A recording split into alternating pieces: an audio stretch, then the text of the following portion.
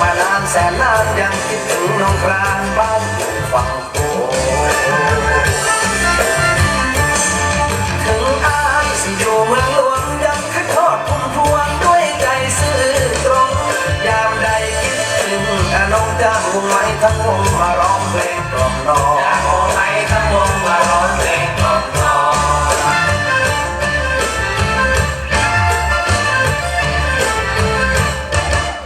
จำเสียงพี่ได้ไหมจำเสียงอ้ายได้บ่เสียงใครนอสั่งมาดังวอนวอน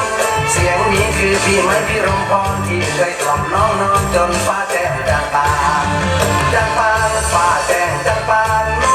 กะสร้างเจ้าบ่นอนกะสร้างพี่นั้นน้องนั่งเฝ้าต้นเจ้า